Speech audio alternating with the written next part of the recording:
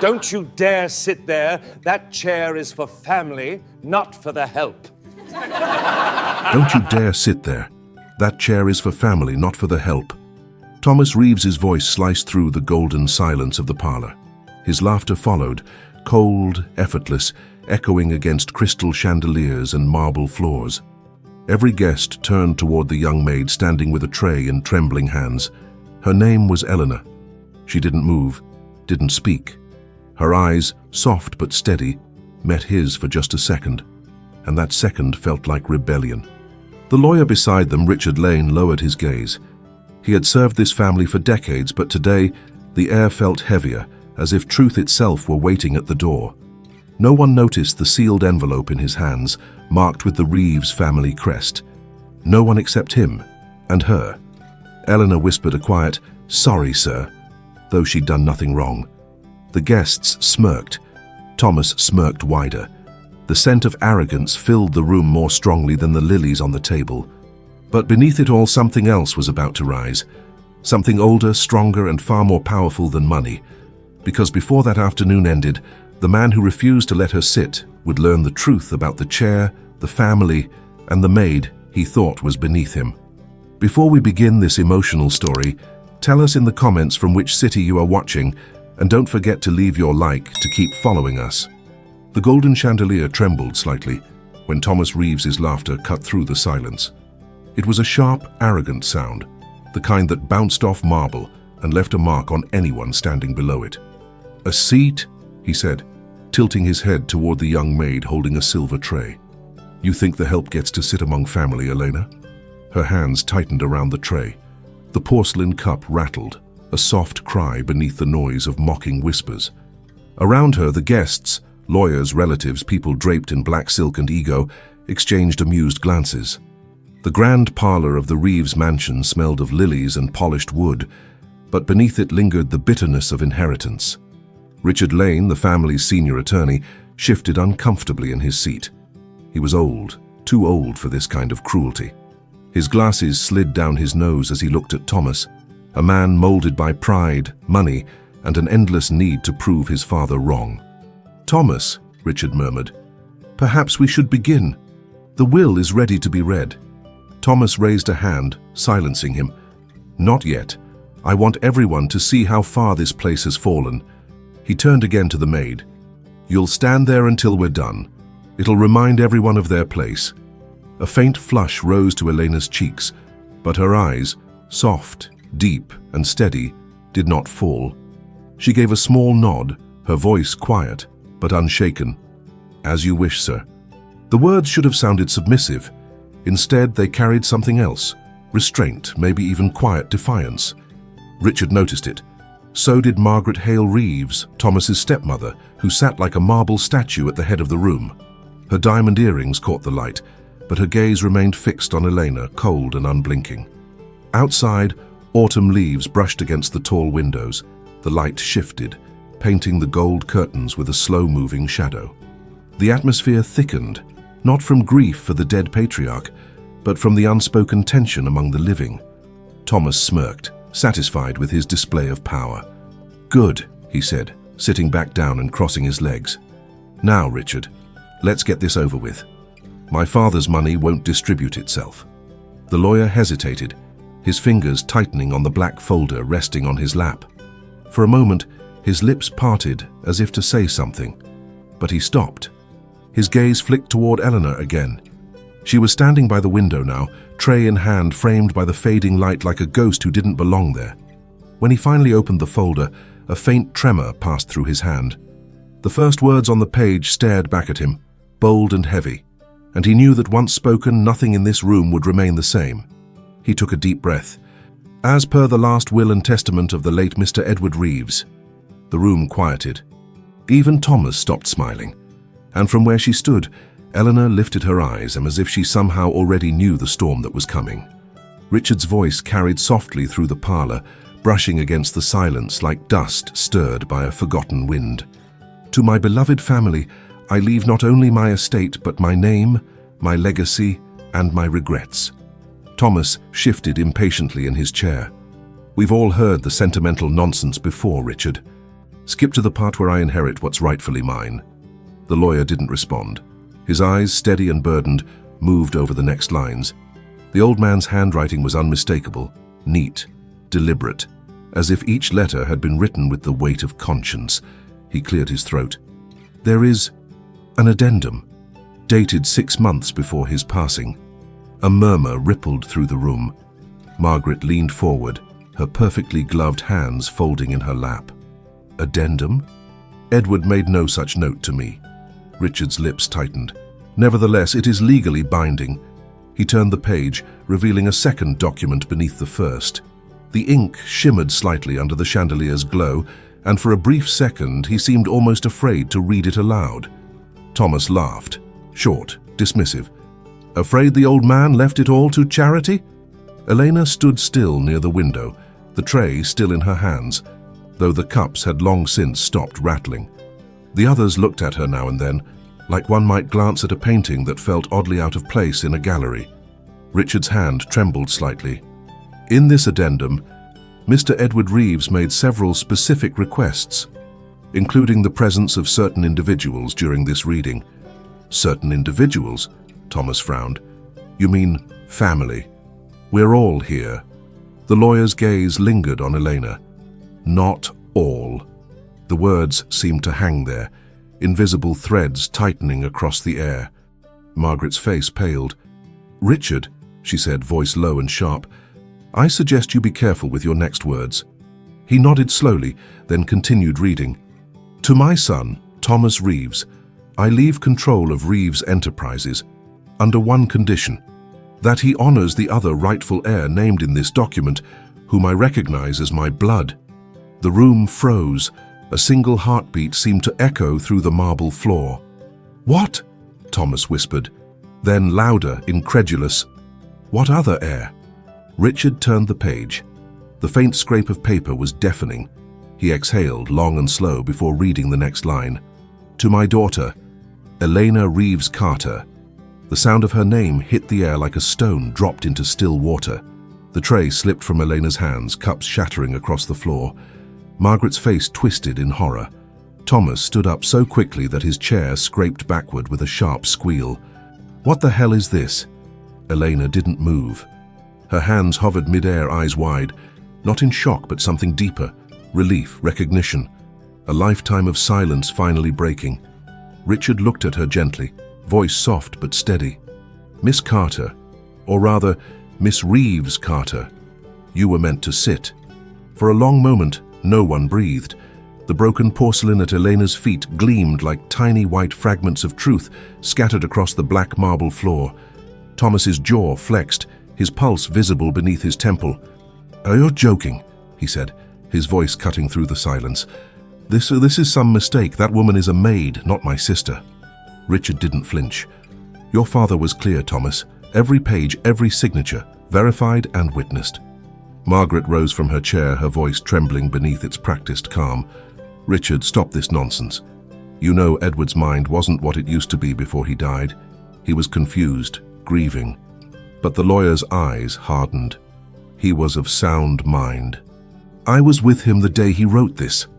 The chandelier above them trembled again, as if the air itself had grown heavier. Thomas turned to Eleanor, his face pale with disbelief and fury. "Say something," he barked. "Tell him he's lying. You serve in this house. You clean my floors." Eleanor met his gaze, calm, unwavering. Her voice was almost a whisper. "I served your father too, every day, and he never looked at me the way you do." The words sank into the room like a quiet storm. Thomas took a step toward her, but Richard's voice stopped him. "Mr. Reeves, I advise restraint. There are witnesses here." The guests, who had earlier smirked at Elena's humiliation, now sat rigid and silent. The power in the room had shifted. They could feel it. Margaret's gloved hands clenched. "Richard, if you continue this charade, you'll destroy what's left of this family's name." "Maybe," Richard said softly. "It's time this family's name stopped hiding behind lies." He turned another page, his voice steady now. Edward Reeves requested a private letter to be read aloud after the identification of his heirs. Thomas's expression darkened. "Don't you dare!" But the lawyer was already unfolding the letter. The paper crackled old and thin like something that had been waiting decades to breathe. "My children," he read, "if you are hearing this, it means I have failed where love demanded courage. I was a coward. I let fear and status dictate who I could call family. And in doing so, I hurt the one person who never asked for anything. Your sister, Eleanor." A single tear slipped down Elena's cheek, though she didn't move to wipe it. The words filled the space like a confession, set free from the grave. Richard continued, his voice shaking now. "I loved her mother once, truly, but I chose silence to protect the Reeves legacy. If there's any justice left in this house, let it begin by giving her the respect she was always owed." The letter ended there.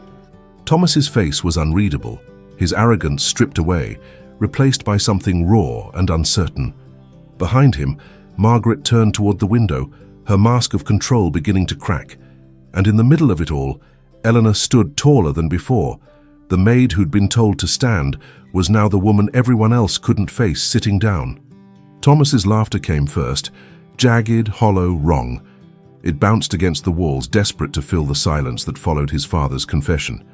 "A touching story, Richard," he sneered. "Tragic even.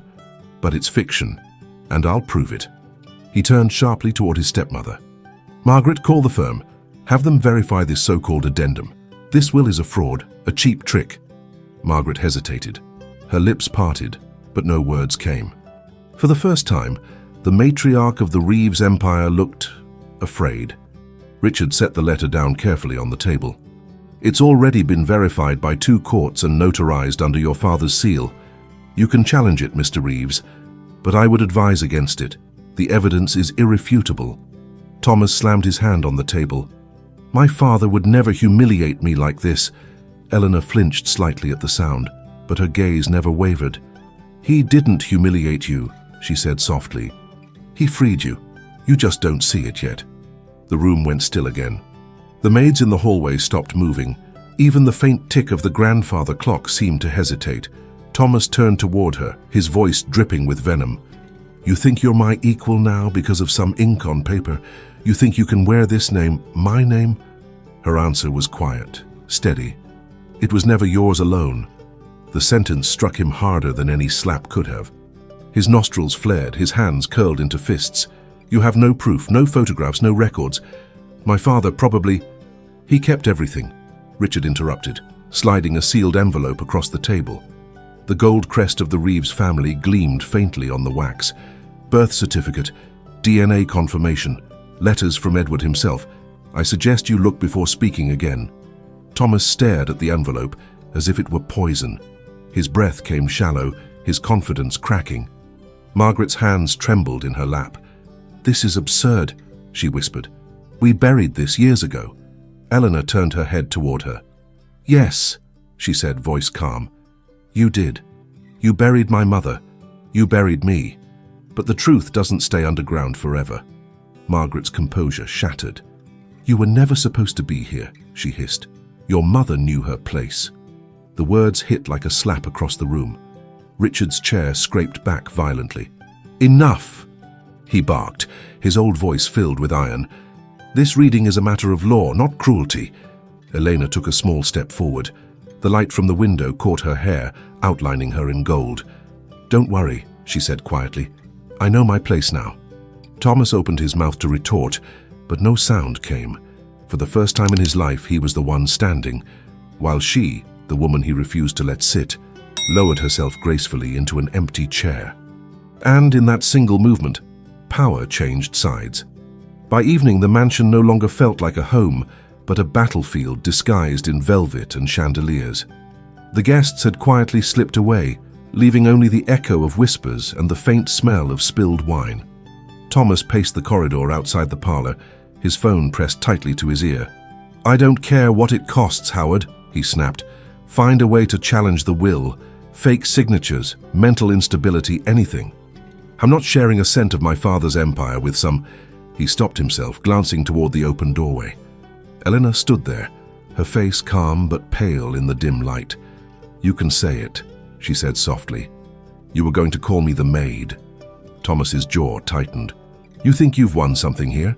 This house, these walls, everything you touch was built by my name." Her eyes flicked toward the framed portraits that lined the hall, generations of Reeves men staring down in gilded silence. "Your name," she said quietly, "was built on someone else's silence." Before he could respond, Richard appeared behind her, carrying a small briefcase. "Thomas," he said evenly, "I've filed the will as executed. The documents are already with the court. Any attempt to interfere now will only make matters worse." Thomas turned on him, voice sharp. "You think you can dictate what happens to my family's fortune?" "It isn't your family's fortune anymore," Richard replied. "It's hers too." A muscle in Thomas's cheek twitched. "You've overstepped, old man." Richard exhaled slowly. "No, Thomas, you have.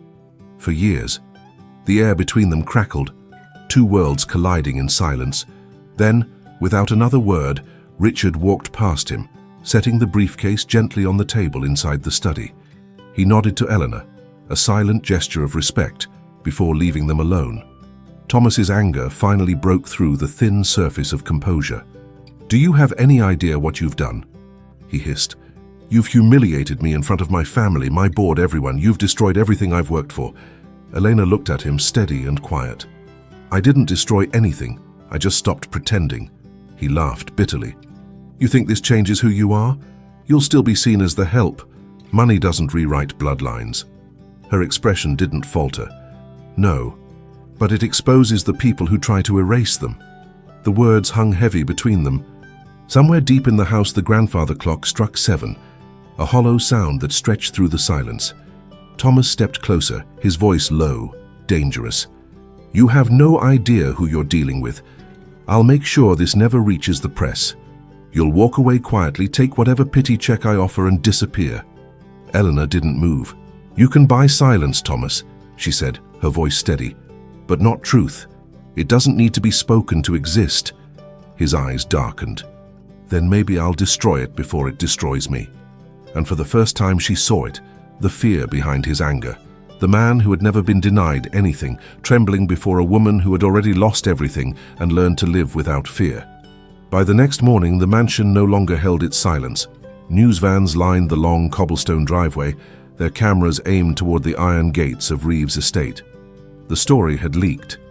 Someone, maybe a guest, maybe a servant, had told the world that the late Edward Reeves had a secret daughter and that the family's fortune was now divided.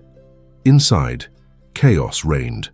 Assistants rushed through the hallways, phones ringing endlessly. Margaret sat in the drawing room, clutching a tumbler of whiskey she hadn't touched, her perfect composure dissolving with every new headline flashing across the TV. The hidden heiress. Reeves' empire in crisis. Thomas stood in front of the screen, his reflection fractured in the glass. "Who leaked it?" he demanded. "Find out now."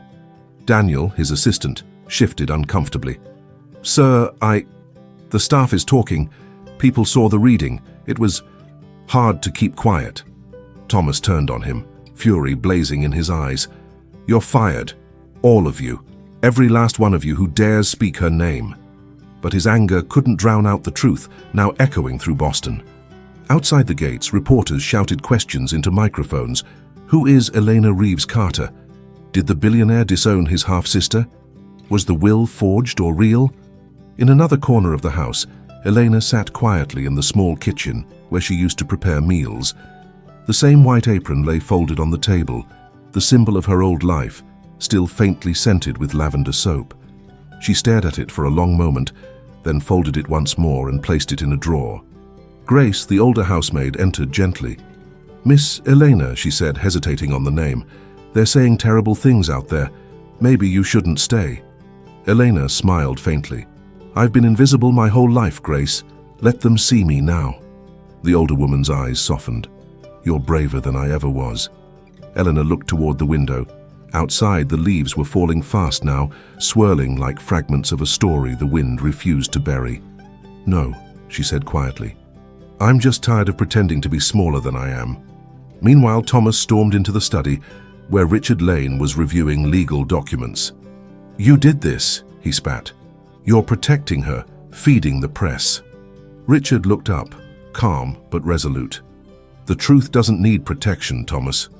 Only lies do." Thomas slammed his fist against the desk. "Do you have any idea what this does to my company? To my reputation?" The lawyer's reply was quiet, surgical. "Maybe it's time your reputation met your reflection." For the first time, Thomas faltered, the words hitting something deep inside him. From the window he saw her, Elena, standing by the fountain where his father used to sit. She wasn't hiding from the cameras. She faced them with her head high, as if reclaiming air that had never belonged to her before. And in that image, something inside Thomas cracked, the first fracture of a pride too heavy to carry any longer. The autumn sun was merciless that afternoon, bright, cold and painfully honest. Reporters crowded outside the marble steps of Reeves' estate, microphones raised, cameras flashing. The air vibrated with the sound of questions. Thomas Reeves stepped out first, his suit immaculate, his expression a mask carved from pride and panic. The flashbulbs caught every angle of his discomfort. Behind him, Richard Lane followed, his briefcase in hand, face somber. And then, from the shadow of the doorway, Eleanor appeared. No uniform, no apron, just a simple navy dress and her father's old pendant glinting at her collarbone. The murmurs turned into gasps. "There she is!" someone shouted. "The maid! The hidden heiress!" Thomas froze, every muscle in his body tightening. His instinct screamed to control the narrative, to speak before she could. He moved toward the podium, hastily set for a statement, but Elena's quiet voice reached the crowd first. "I didn't ask for any of this," she said, her tone steady, eyes scanning the sea of faces. "All I ever wanted was to work honestly, to serve with dignity. But dignity," she paused, "doesn't belong to one class of people. It belongs to anyone who refuses to hate." The crowd fell silent. The cameras stopped clicking. For a heartbeat, the noise of the world seemed to disappear. Thomas turned to her, jaw tense. "Don't play the victim, Elena. You're enjoying this attention. You've turned my family's tragedy into a show." She faced him fully now, her gaze calm but unflinching. "You humiliated me in front of your guests for sitting down. I didn't make that public. You did. The moment you chose cruelty over decency." A murmur rippled through the reporters. Thomas's throat tightened. "You're twisting this," he muttered, but the words sounded weak even to him. Richard stepped forward, placing a hand on his shoulder. "Thomas," he said quietly, "sometimes the truth doesn't ruin a man. It reveals him." Thomas pulled away, eyes blazing. "You're all enjoying this, aren't you? Watching me fall." Elena shook her head. "No one's watching you fall, Thomas. They're watching me rise. There's a difference." Her words hung in the air like glass, fragile and sharp at once. The crowd broke into low, astonished murmurs. Cameras clicked again, but now they were focused on her, not him. For a fleeting second, Thomas saw himself through her eyes, not the billionaire CEO, but a frightened man clinging to a title built on arrogance. His voice cracked. "You think this is justice?" Elena's eyes softened. "No, justice isn't loud. It's quiet. It happens when the person who hurt you finally listens." And then she did something no one expected. She turned to the crowd, bowed her head slightly and walked back toward the mansion, leaving the microphones, the chaos, and Thomas standing there beneath the relentless sun, surrounded by noise, but utterly alone. The cameras captured everything. The man who refused to let her sit, now too paralyzed to stand. The city lights of Boston shimmered far below the glass tower of Reeves Enterprises, but Thomas Reeves no longer saw beauty in them. He stood at the edge of his office, hands buried in his pockets, watching the reflection of a man he barely recognized. The news had turned against him. Investors pulled out, the board demanded explanations, and overnight, the same people who once laughed at his jokes now avoided his calls. Headlines flickered across every channel. CEO under fire after hidden heiress scandal. Reeves' legacy in question. He switched off the television. Silence filled the space, the kind that revealed how empty success could sound. His assistant Daniel entered quietly. "Sir, the board meeting is in 10 minutes. They're asking if you'll step down voluntarily or wait for a vote." Thomas didn't turn around. "They're not mine to lead anymore, are they?" Daniel hesitated.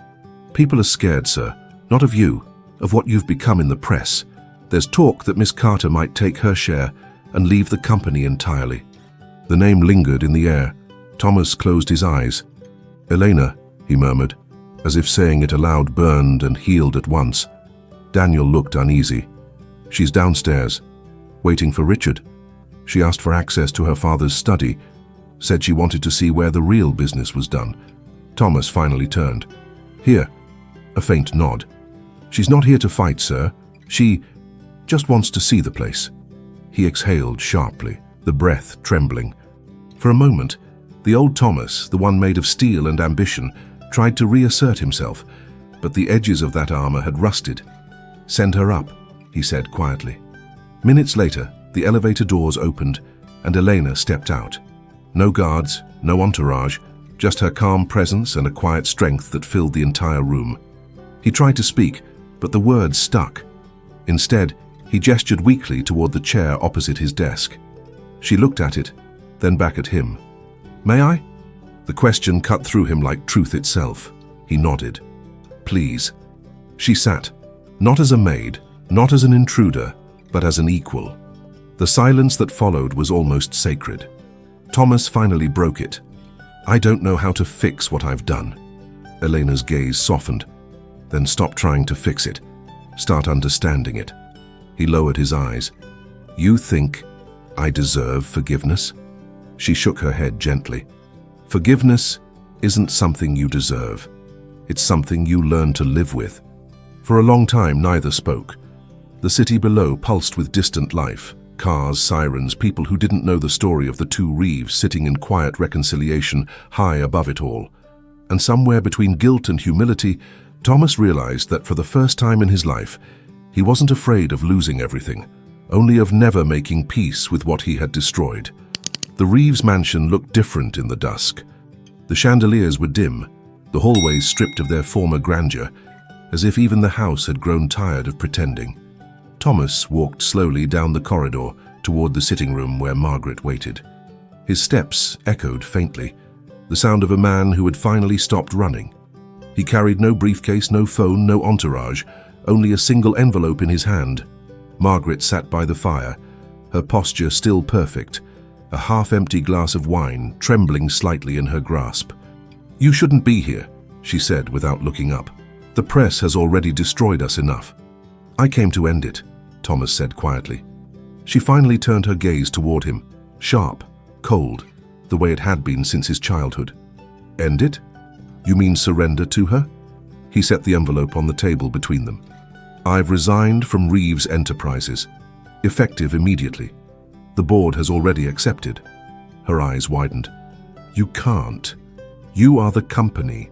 Your father built it for you." Thomas gave a faint, bitter smile. "He didn't build it for me. He built it for his legacy. And maybe that legacy was never meant to belong to just one son." Margaret's voice hardened. "She doesn't deserve the Reeves name. Her mother was a mistake." "Stop!" His tone, though soft, carried the weight of finality. She wasn't a mistake. None of this was. The mistake was pretending that love was something to hide. For a moment, the fire cracked, the only sound between them. The flickering light revealed something unexpected in Margaret's expression: fear. Not of losing power, but of being exposed as the architect of a lie too old to repair. "I protected you," she whispered. "Everything I did, it was to keep you above shame." He looked at her with quiet pity. "You didn't protect me. You built a cage and called it pride." Her lips trembled, the mask beginning to crumble. "Thomas, if you walk away from this, everything we've built will vanish." He nodded slowly. "Maybe it should. Maybe it's time we build something honest." She stared at him as if he were speaking another language. "And what about her? The maid who thinks she's a Reeves?" "She doesn't think it," he said softly. "She is." The silence that followed felt like absolution. For the first time, Thomas didn't feel smaller for admitting the truth. He felt lighter. He picked up the envelope again and placed it in the fireplace. The flames caught quickly, curling the edges until the Reeves letterhead turned to ash. Margaret watched in disbelief. "What are you doing?" "Letting go," he said, "of everything that made me forget who I was supposed to be." Outside, the last of the autumn light faded into darkness. Somewhere beyond those walls, Eleanor was walking through the same estate that had once made her invisible, now as its rightful heir. And as the fire consumed the last trace of the old empire, Thomas Reeves closed his eyes and whispered, almost to himself, maybe the only inheritance worth keeping is peace. Winter arrived early that year. Snow blanketed the Reeves estate like a quiet absolution.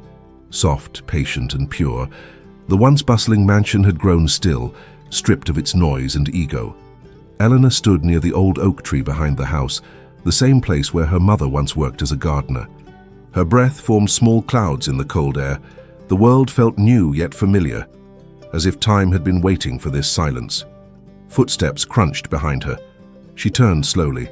Thomas stood a few paces away, wrapped in a dark coat, looking older, humbler. He didn't speak at first. The snow fell between them like unspoken words. "I wasn't sure you'd come," she said softly. He smiled faintly.